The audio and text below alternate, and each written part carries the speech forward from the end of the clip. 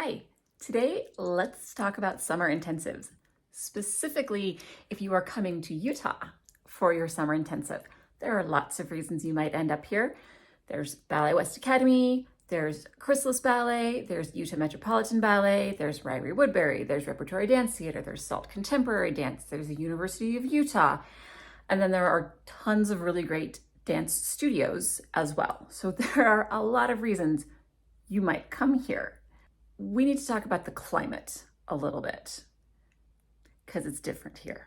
Utah is what is called a high desert, which means it's a high altitude desert. Salt Lake is actually part of the Great Basin desert situation, which is about half of Utah, about half of Oregon, parts of Washington, parts of Wyoming, a lot of Idaho, all of Nevada, some of California. So if you're going to a summer intensive anywhere in that area, these tips are going to help you. Colorado is not part of that desert, which kind of surprised me because they're not that far away.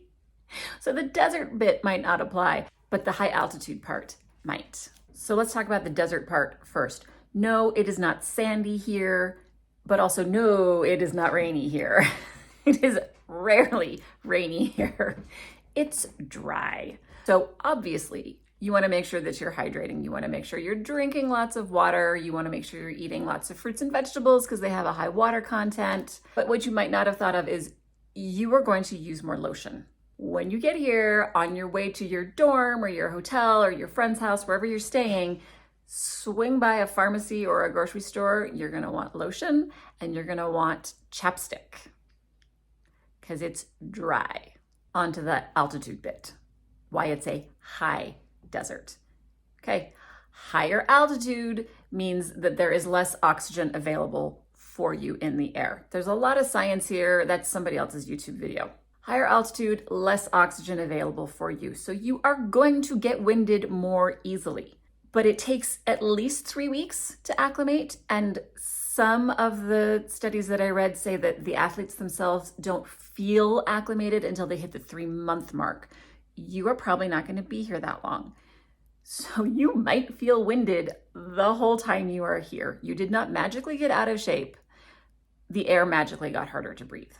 Another fun benefit that I just learned about it's not a benefit, another fun reality of the high altitude is that you lose more water.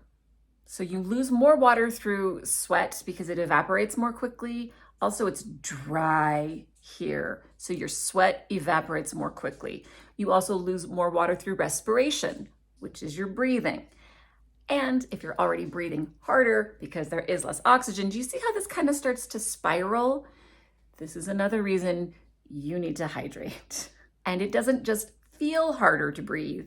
It is harder to breathe. If you are not acclimated to the altitude, your body works harder to breathe, to pump the blood where it needs to get to make sure that everything in you is oxygenated. So you might get more hungry. Now is not a time to be like, oh, I'm gonna start a diet. No.